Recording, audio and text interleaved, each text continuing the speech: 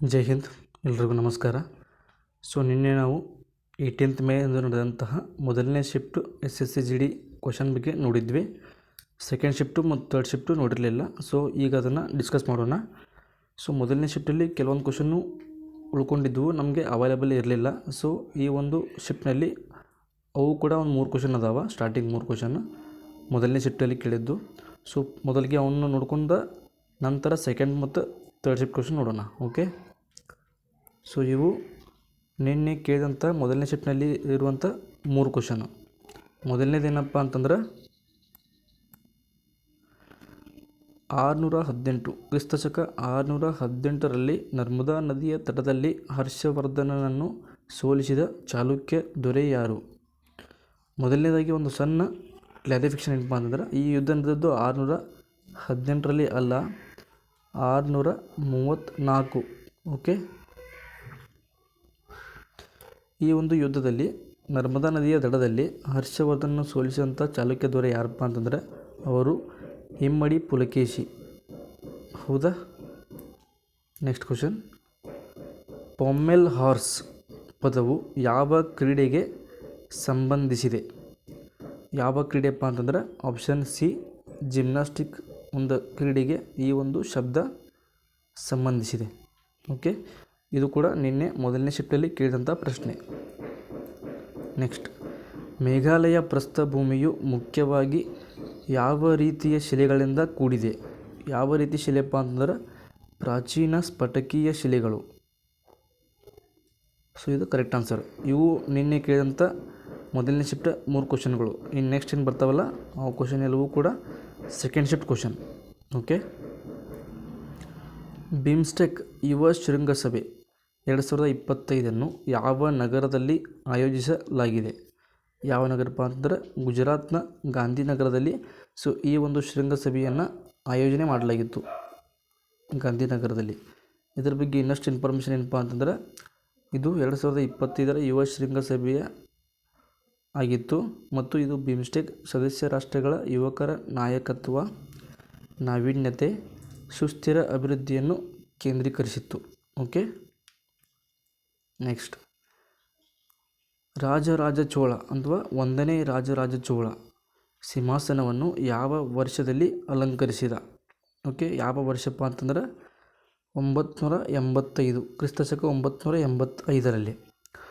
ಇದೇ ಒಂದು ಚೋಳರಿಗೂ ಮತ್ತು ನಮ್ಮ ರಾಷ್ಟ್ರಕೂಟರಿಗೂ ಸಂಬಂಧಪಟ್ಟಂಥ ಒಂದು ಪ್ರಮುಖ ಯುದ್ಧ ಐತಿ.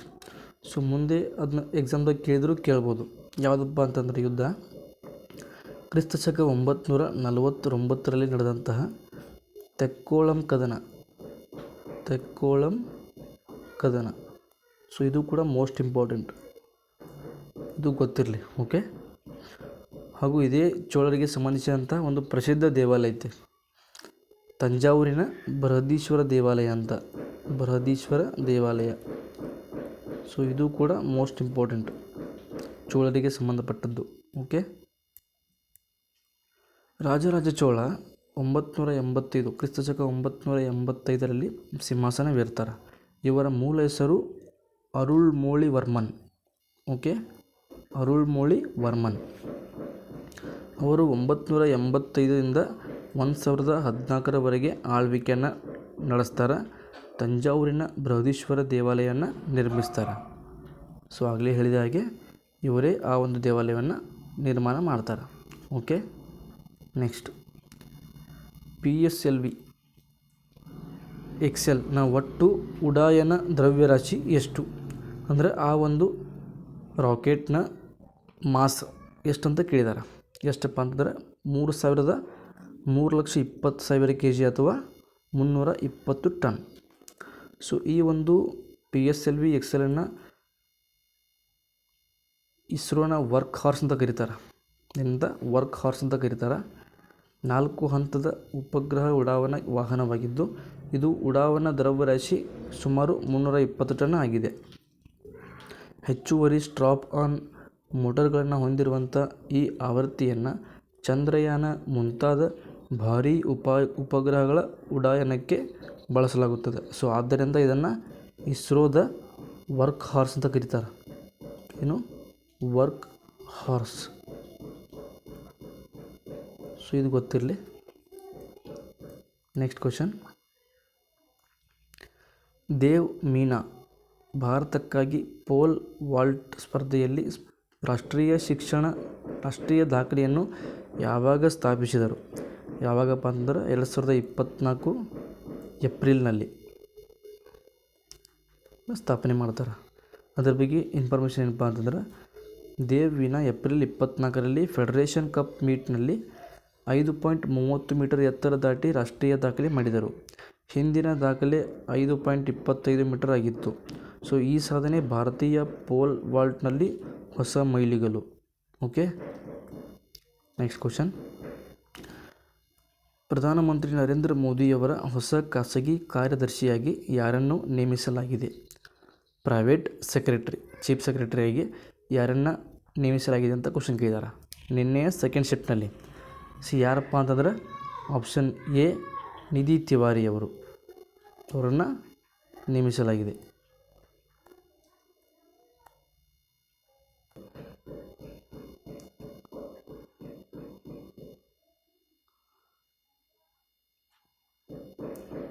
ಸೊ ಅವರು ತಪ್ಪಾಗಿ ಏನಪ್ಪ ಅಂದ್ರೆ ಹಾರ್ದಿಕ್ ಸತೀಶ್ ಚಂದ್ರ ಶಾ ಅಂತ ಕೊಟ್ಟಿದ್ದಾರೆ. ಇದು ಆನ್ಸರ್ ಅಲ್ಲ.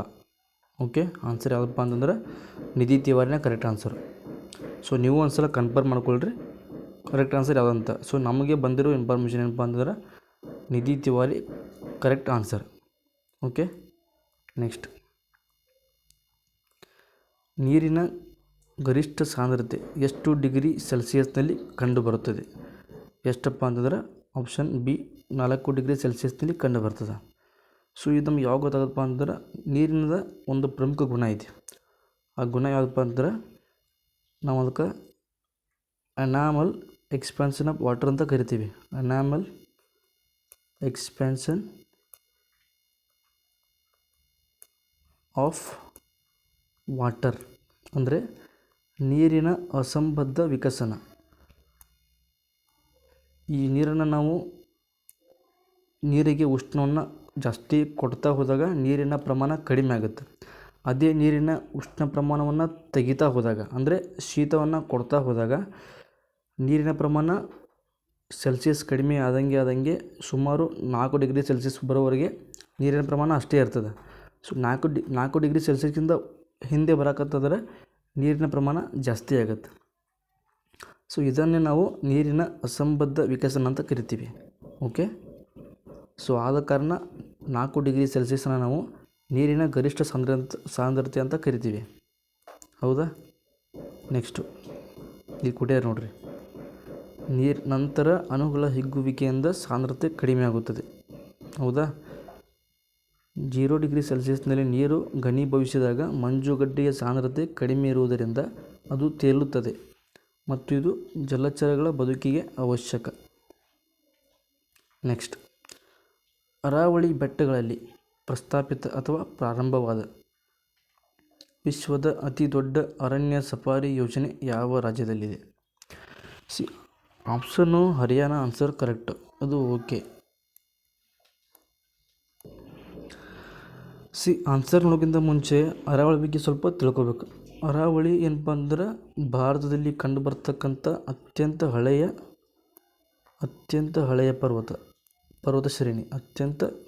ಪರ್ವತ ಶ್ರೇಣಿ. ಹೌದಾ? ಒಂದಾಯಿತು.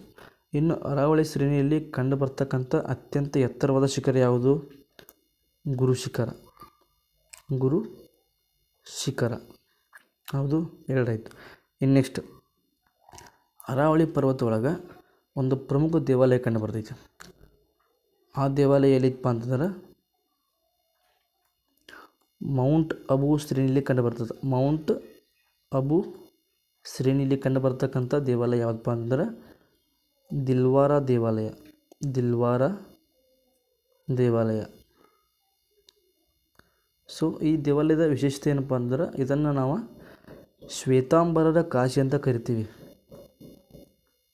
ಶ್ವೇತಾಂಬರರ ಕಾಶಿ ಅಂತ ಈ ಒಂದು ದೇವಾಲಯಕ್ಕೆ ಕರಿತೀವಿ.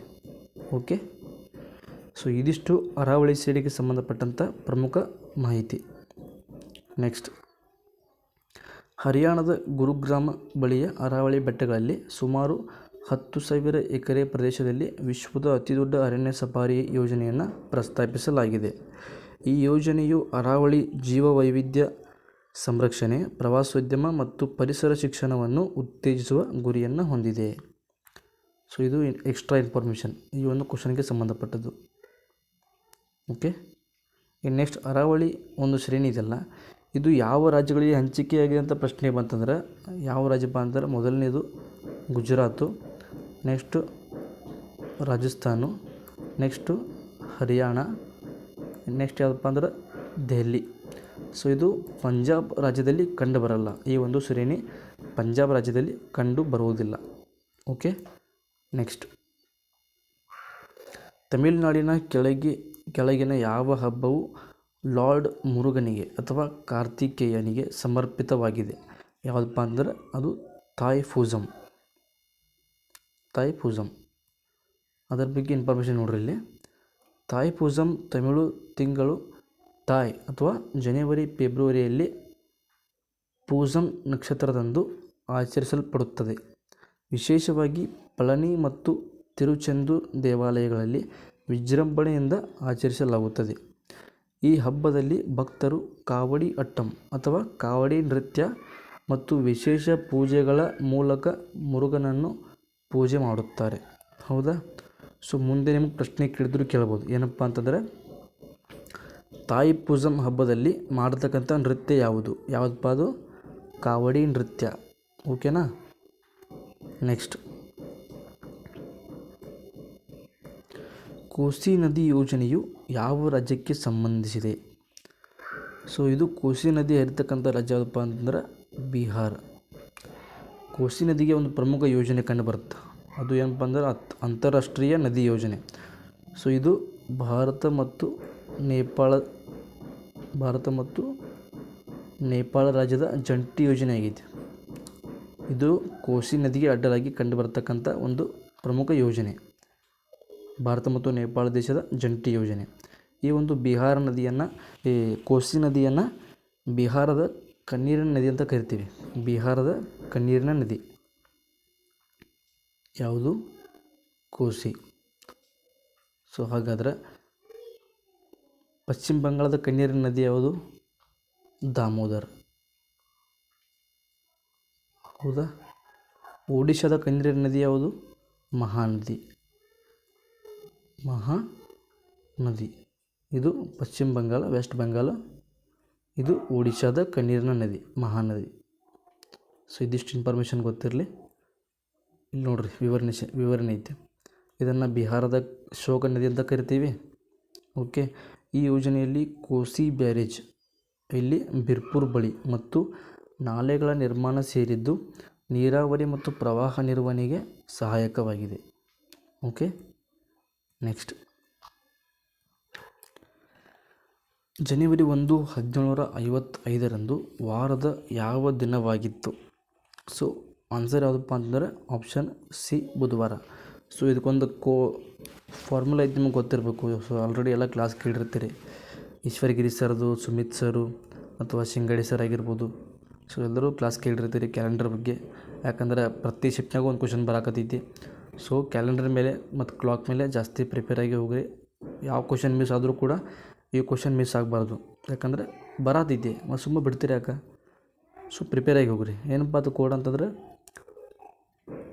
144025036 ಅಲ್ವಾ? ಸೊ ಇದು ಮಂತ್ ಕೋಡು. ನೆಕ್ಸ್ಟ್ ಪ್ಲಸ್ ಏನು ಮಾಡಿರ್ತೀರಿ ನೀವು? Day code ಹಾಕಿರ್ತೀರಿ. ನೆಕ್ಸ್ಟ್ ಮತ್ತೇನು ಮಾಡ್ತೀರಿ? ಎಷ್ಟು ಲೀಪ್ ಇಯರ್ ಅದಾವೆ ಅದನ್ನ ನೋಡ್ತೀರಿ. ಸೊ ಅದನ್ನು ಕೂಡ ಆ್ಯಡ್ ಮಾಡ್ತೀರಿ. ಮತ್ತು ನೆಕ್ಸ್ಟ್ ಸೆಂಚುರಿ ಕೋಡು. ಸೊ ಇದನ್ನೆಲ್ಲ ಅಷ್ಟೂ ಕೂಡಿಸಿ ನಂತರ /7 ಮಾಡ್ತೀರಿ. ಸೊ ಇಷ್ಟೆಲ್ಲ ಮಾಡಿದಾಗ ಆನ್ಸರ್ ಎಷ್ಟು ಬರುತ್ತೆ ಅಂದ್ರೆ ಆಪ್ಷನ್ ಸಿ, ಬುಧವಾರ ಬರುತ್ತೆ. ಸೊ ಸಾಲ್ವ್ ಮಾಡಿ ನೀವು ಈ ಒಂದು ಆನ್ಸರ್ನ ಕಮೆಂಟ್ನಲ್ಲಿ ತಿಳಿಸ್ರಿ.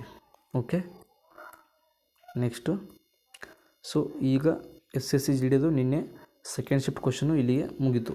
ಓಕೆ, ಇನ್ನು ನೆಕ್ಸ್ಟ್ ನಾವು ಥರ್ಡ್ ಶಿಫ್ಟ್ ಕ್ವಶನ್ ನೋಡೋಣ. ಮೊದಲನೇ ಪ್ರಶ್ನೆ, ಸಚಿನ್ ತೆಂಡೂಲ್ಕರ್ ಅವರ 100ನೇ ಅಂತಾರಾಷ್ಟ್ರೀಯ ಶತಕವು ಯಾವ ವರ್ಷದಲ್ಲಿ ಬಂದಿತು? ಯಾವ ವರ್ಷಪ್ಪ ಅಂತಂದ್ರೆ ಆಪ್ಷನ್ ಸಿ 2012ರಂದು ಬರುತ್ತೆ. ಹೌದಾ? ಯಾವ ತಂಡದ ವಿರುದ್ಧ ಬಂತು? ಸೊ ಮುಂದಿನ ಎಕ್ಸಾಮ್ದಾಗ ಕೇಳ್ಬೋದು. ಯಾವ ತಂಡಪ್ಪ ಅಂತಂದ್ರೆ ಅದು 2012ರಂದು ಬಾಂಗ್ಲಾದೇಶದ ವಿರುದ್ಧ ಏಷ್ಯಾ ಕಪ್ ಪಂದ್ಯದಲ್ಲಿ 100ನೇ ಅಂತಾರಾಷ್ಟ್ರೀಯ ಶತಕವನ್ನು ದಾಖಲಿಸ್ತಾರೆ. ಯಾರ? ಸಚಿನ್ ತೆಂಡೂಲ್ಕರ್ ಅವರು. ಈ ಪಂದ್ಯವು ಢಾಕಾದ ಶೇರ್-ಎ-ಬಾಂಗ್ಲಾ ರಾಷ್ಟ್ರೀಯ ಕ್ರೀಡಾಂಗಣದಲ್ಲಿ ನಡೆಯಿತು. ಆದ್ದರಿಂದ ಸರಿಯಾದ ವರ್ಷ ಯಾವುದಪ್ಪ ಅಂತಂದ್ರೆ 2012. ನೆಕ್ಸ್ಟ್, ಸಚಿನ್ ತೆಂಡೂಲ್ಕರ್ ಅವರ ಒಂದು ಬುಕ್ ಐತಿ. ಯಾವ ಬುಕ್ ಅಂತಂದ್ರೆ playing in my way, playing it with my way. So ಇದು ಸಚಿನ್ ತೆಂಡೂಲ್ಕರ್ ಅವರ ಒಂದು ಆಟೋಬಯೋಗ್ರಫಿ. ಹೌದಾ? ಸೊ ಇದು ಗೊತ್ತಿರಲಿ. ನೆಕ್ಸ್ಟ್ ಕ್ವಶನ್, 2025ರಲ್ಲಿ ಜಾಗತಿಕ ಅಗ್ನಿಶಕ್ತಿ ಸೂಚ್ಯಂಕದಲ್ಲಿ ಗ್ಲೋಬಲ್ ಫೈರ್ ಪವರ್ ಇಂಡೆಕ್ಸ್ನಲ್ಲಿ ಚೀನಾದ ಶ್ರೇಣಿ ಏನು ಅಂತ ಕ್ವಶನ್ ಕೇಳಿದ್ದಾರೆ. ಚೀನಾದ ಉತ್ತರ ಏನಪ್ಪ ಅಂದ್ರೆ ಒಂದು ಶ್ರೇಣಿ ಆಪ್ಷನ್ ಸಿ 3. ಸೊ ಹಾಗಾದ್ರೆ ಇದರ ಬಗ್ಗೆ ಸ್ವಲ್ಪ ಎಕ್ಸ್ಪ್ಲೇನ್ ಐತೆ ನೋಡ್ರಿ ಇಲ್ಲಿ. ಸಾಮಾನ್ಯವಾಗಿ ಗ್ಲೋಬಲ್ ಫೈರ್ ಪವರ್ ಸೂಚ್ಯಂಕದಲ್ಲಿ ಅಮೇರಿಕ ಸಂಯುಕ್ತ ಸಂಸ್ಥಾನ ಅಥವಾ USA ಮೊದಲ ಸ್ಥಾನದಲ್ಲಿ ಇರುತ್ತದೆ. ರಷ್ಯಾ 2ನೇ ಸ್ಥಾನದಲ್ಲಿದೆ. ಚೀನಾ ಸ್ಥಿರವಾಗಿ 3ನೇ ಸ್ಥಾನವನ್ನು ಹೊಂದಿದೆ. 2025ರ ಮಾಹಿತಿಯ ಪ್ರಕಾರವೂ ಚೀನಾದ ಶ್ರೇಣಿ 3ನೇ ಸ್ಥಾನವಾಗಿದೆ. ಹೌದಾ? ನೆಕ್ಸ್ಟ್ ಕ್ವಶನ್, ಸೊ ಮತ್ತೊಂದು ಕರೆಂಟ್ ಅಫೇರ್ಸ್ ಐತೆ ನೋಡ್ರಿ. ನಿನ್ನೆ ಥರ್ಡ್ ಸೆಟ್ನಲ್ಲಿ ಇಂಡೆಕ್ಸ್ ಮೇಲೆ 2 ಕ್ವಶನ್ ಬಂದವು. ಹೌದಾ? ಇದು ಯಾವ ಕ್ವಶನ್ ನೋಡ್ರಿ. 2024ರ ಜಾಗತಿಕ ಹಸಿವು ಸೂಚ್ಯಂಕದಲ್ಲಿ ಭಾರತದ ಶ್ರೇಣಿ ಏನು? ಗ್ಲೋಬಲ್ ಹಂಗರ್ ಇಂಡೆಕ್ಸ್. ಹೌದಾ? ಭಾರತದ ಶ್ರೇಣಿ ಏನಪ್ಪ ಅಂತಂದ್ರೆ ಆಪ್ಷನ್ ಸಿ 111. ಸೊ ಅದರ ಬಗ್ಗೆ ಐತೆ ನೋಡ್ರಿ ಇಲ್ಲಿ. 2024ರ ಜಾಗತಿಕ ಹಸಿವು ಸೂಚ್ಯಂಕದ ವರದಿಯ ಪ್ರಕಾರ ಒಟ್ಟು 125 ದೇಶಗಳಲ್ಲಿ ಭಾರತವು 111ನೇ ಸ್ಥಾನವನ್ನು ಹೊಂದಿದೆ. ಇದು ಗಂಭೀರ ಹಸಿವಿನ ಮಟ್ಟವನ್ನು ಸೂಚಿಸುತ್ತದೆ. ಆದ್ದರಿಂದ ಸರಿಯಾದ ಉತ್ತರ ಯಾವುದಪ್ಪ ಅಂದರೆ 111. ಹೌದಾ? ನೆಕ್ಸ್ಟ್, ಎ ಬಿಗಿಂತ 4 ಪಟ್ಟು ಹೆಚ್ಚಾಗಿದ್ದರೆ ಬಿ ಎಗಿಂತ ಎಷ್ಟು ಪ್ರತಿಶತ ಕಡಿಮೆ? ಸೊ ಪರ್ಸೆಂಟೇಜ್ ಒಳಗೆ ಈ ಥರ ಕ್ವಶನ್ ಕೇಳಕತ್ತಾರ. ಓಕೆ, ಬಹಳ ಏನು ಟಫ್ ಇಲ್ಲ. ಪರ್ಸೆಂಟೇಜ್ ಒಳಗೂ ಇದೇ ಥರ ಕ್ವಶನ್ ಕೇಳಕತ್ತಾರ. ನಮ್ಮ ಫ್ರೆಂಡು ಎಕ್ಸಾಮ್ ಬರೆದಾಗ ಇದೇ ಸೇಮ್ ಕ್ವಶನ್ ಬಂದವು ಪರ್ಸೆಂಟೇಜ್ನಲ್ಲಿ. ಸೊ ಯಾವ ಥರ ಅದನ್ನು ಸಾಲ್ವ್ ಮಾಡೋದಪ್ಪ ಅಂತಂದ್ರೆ ಬಿಗಿಂತ 4 ಪಟ್ಟು ಎ ಹೆಚ್ಚತಾನ. ಸೊ ಬಿನ ನಾವು ಕಾನ್ಸ್ಟೆಂಟಾಗಿ 100 ಅಂತ ಇಟ್ಕೊಳ್ಳೋಣ, ಕನ್ಸಿಡರ್ ಮಾಡೋಣ. ಸೊ ಇದಕ್ಕಿಂತ 4 ಪಟ್ಟು ಅಂತಾರೆ. 1 × 4 400. ಇದಕ್ಕಿಂತ 400 ಜಾಸ್ತಿ ಇದಾನ. ಯಾರು? ಎ. ಹಂಗಂದ್ರೆ ಎ ಎಷ್ಟಾಯಿತು? ಬಿ 100 ಆದ್ರೆ ಎ ಎಷ್ಟಾಯಿತು? 500 ಆಯಿತು. ಸೊ ಹಂಗಾದ್ರೆ ಅವ್ರು ಕ್ವಶನ್ ಏನು ಕೇಳ್ತಾರೆ? ಬಿ ಎಗಿಂತ ಎಷ್ಟು ಪ್ರತಿಶತ ಕಡಿಮೆ ಅದಾನ? ಎ 500 ಆದ್ರೆ ಬಿ 100 ಐತಿ. ಸೊ ಇದಕ್ಕಿಂತ 400 ಕಡಿಮೆ ಐತಿ. ಸೊ ಇದು ಎಷ್ಟು ಪರ್ಸೆಂಟೇಜ್ ಆದಂತ ಕೇಳ್ತಾರೆ. ಹೌದಾ? ಯಾವ ಥರ ಮಾಡೋದಿತ್ತು ನಾವು? ಅವ್ರು ಅಂದ್ರೆ ಪರ್ಸೆಂಟೇಜ್ ಕೇಳಿರೋದ್ರಿಂದ ನಾವು ಪರ್ಸೆಂಟೇಜನ್ನು ಮೇಲಿಡೋಣ. ಇದರ ವ್ಯಾಲ್ಯೂ ಎಷ್ಟು? 500. ಹಾಗಾದ್ರೆ 100 ವ್ಯಾಲ್ಯೂ ಎಷ್ಟು ಅಂತ ಕೇಳ್ತಾರೆ. ಬಿ ವ್ಯಾಲ್ಯೂ ಎಷ್ಟೈತಿ? 100 ಐತಿ. ಹೌದಾ? ಸೊ ಇದು ಕ್ಯಾನ್ಸಲ್ ಆಯಿತಾ? 5 ಒಂದಲೇ 5. ಸೊ ಈ ಥರ ಎಲ್ಲ ಇದು. ಸೊ ಮಿಸ್ಟೇಕ್ ಇದೆ. 500 ಎಷ್ಟು ಪರ್ಸೆಂಟೇಜ್? 100 ಆಗುತ್ತೆ ನೋಡಿರಿ. 500 10% ಅಂದ್ರೆ 10% ಅಂದ್ರೆ 50 ಆಯಿತಾ? 50 ಆಯಿತಾ? 10% ಅಂದ್ರೆ 50 ಆಯಿತು. 20% ಅಂದ್ರೆ 100 ಆಯಿತು. 20% 100 ಆಯಿತು. ಸೊ ಅದು 400 ಕಡಿಮೆ ಐತಿ ಬಿ ಅನ್ನೋದು. ಹಂಗಾರೆ 400 ಎಷ್ಟಾಗತ್ತೆ? 80 ಆಗುತ್ತಾ? 100ಕ್ಕೆ 20% ಆಯ್ತು ಅಂದ್ರೆ 400ಕ್ಕೆ 80% ಆಯ್ತು. ಸೊ ಎಷ್ಟು ಕಡಿಮೆ ಆಯಿತು ಟೋಟಲ್ಲ ಬಿ ಎಗಿಂತ 75% ಕಡಿಮೆ ಆಗುತ್ತೆ ಅಂತ ಆನ್ಸರ್.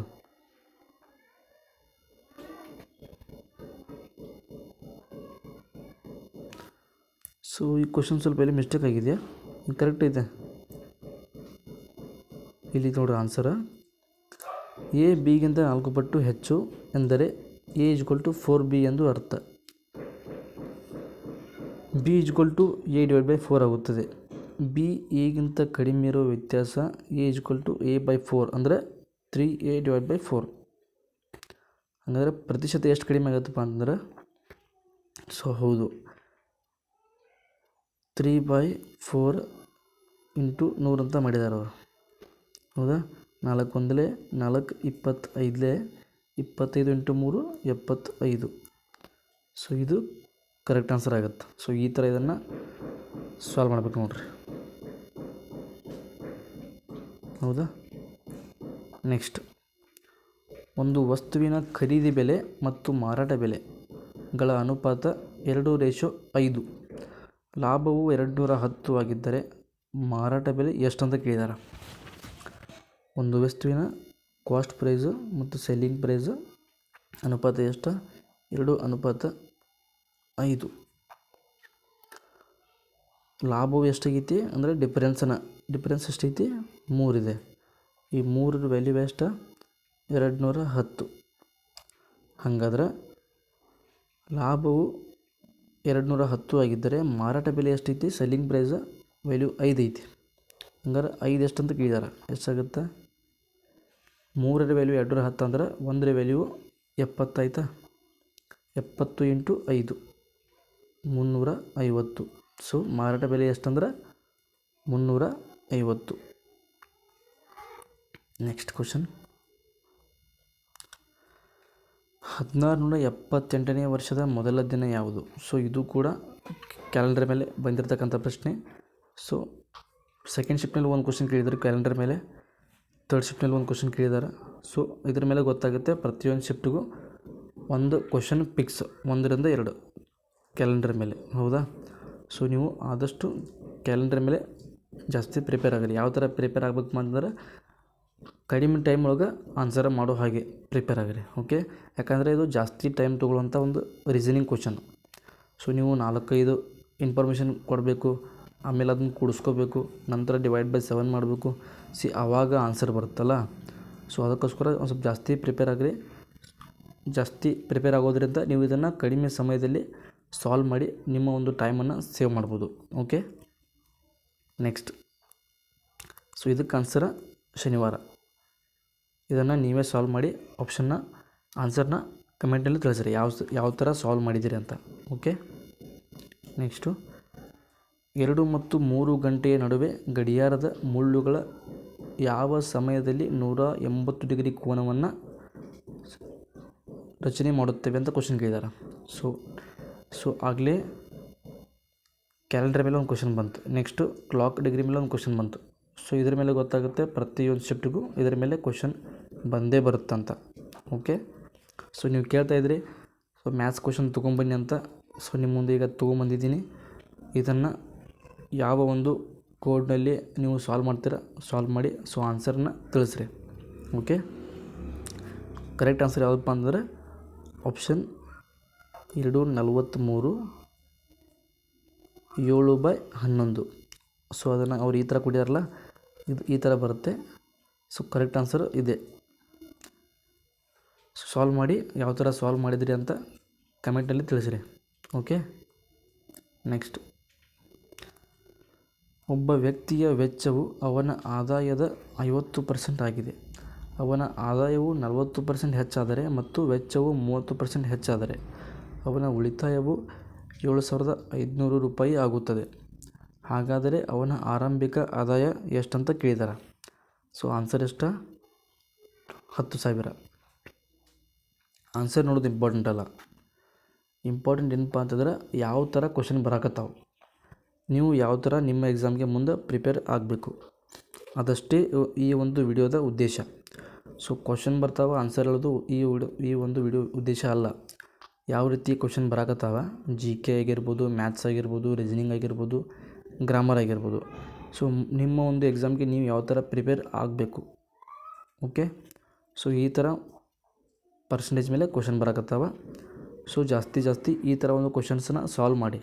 ಮಾಕ್ ಟೆಸ್ಟ್ ಆಗಿರ್ಬೋದು, ನಿಮ್ಮ ಪ್ರೀವಿಯಸ್ ಇಯರ್ ಕ್ವಶನ್ಸ್ ಆಗಿರ್ಬೋದು. ಓಕೆ, ಸೊ ಈ ಒಂದು question correct answer option D 10,000 ಆಗ್ತದೆ. ಮ್ಯಾಥ್ಸಾಗಿ ಜಾಸ್ತಿ ನಾವು ಸಾಲ್ವ್ ಮಾಡೋಂಗಿಲ್ಲಪ್ಪ ಅಂದ್ರೆ ನಾವು ಮ್ಯಾಥ್ಸಲ್ಲಿ ಅಷ್ಟೊಂದು ಸ್ಟ್ರಾಂಗ್ ಇಲ್ಲ.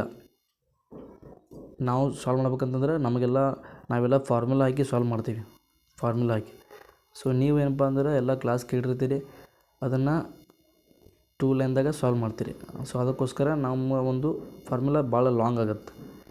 ನಿಮ್ಮ ಒಂದು 2 ಲೈನ್ನ ನೀವು ಫಾಲೋ ಮಾಡಿರಿ. ಯಾಕಪ್ಪ ಅಂದರೆ ಎಕ್ಸಾಮ್ದಾಗ ಫಾರ್ಮುಲಾ ಯೂಸ್ ಆಗೋಲ್ಲ, ಹೆವಿ ಲಾಂಗ್ ಆಗುತ್ತೆ, ಟೈಮ್ ಉಳಿಯೋಲ್ಲ. ಓಕೆ,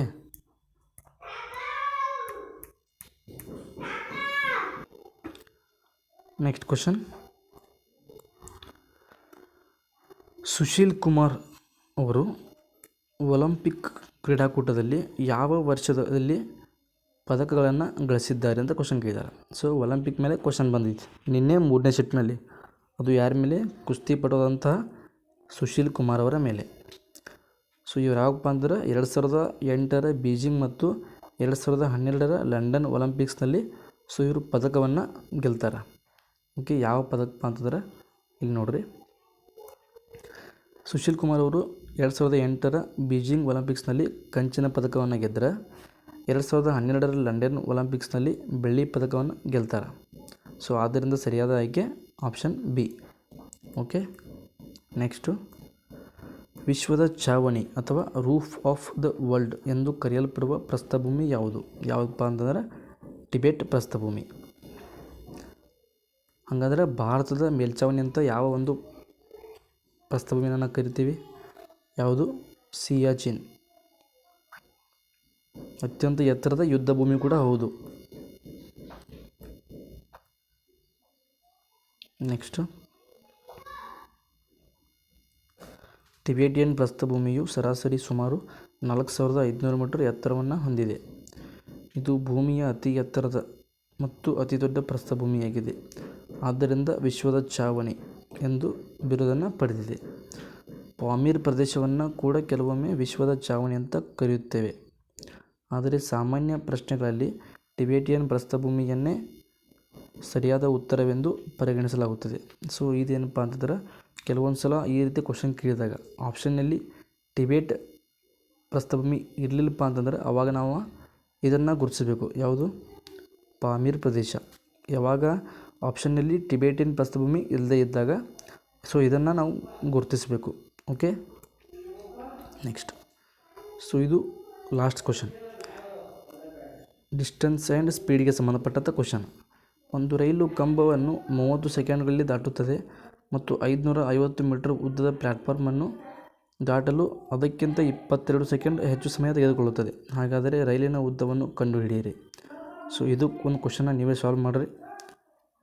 ಸೊ ಆನ್ಸರ್ ಎಷ್ಟು ಬರುತ್ತಪ್ಪ ಅಂದ್ರೆ 750 ಬರುತ್ತೆ. ಓಕೆ, ಸೊ ಇನ್ನು ನಿನ್ನೆ ಕೆಲವೊಬ್ಬರು ಕ್ವಶನ್ ಕೇಳಿದ್ರಿ ಏನಪ್ಪ ಅಂದ್ರೆ ಏಜ್ ಮೇಲೆ ಕ್ವಶನ್ ಬರಾಕತ್ತವೆ ಅಂತ ಕ್ವಶನ್ ಕೇಳಾಯ್ತೀರಿ. ಏಜ್ ಮೇಲೆ ಸೊ ನಮಗೆ ಬಂದಿರೋ ಇನ್ಫಾರ್ಮೇಷನ್ ಪ್ರಕಾರ ಏಜ್ ಮೇಲೆ ಯಾವುದೇ ಕ್ವಶನ್ ಬಂದಿಲ್ಲ.